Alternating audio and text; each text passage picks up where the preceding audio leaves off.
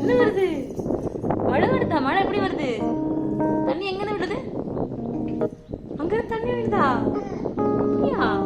மழையில் நனைறியா? பார்த்து பார்த்து கீழே பார்த்து வா.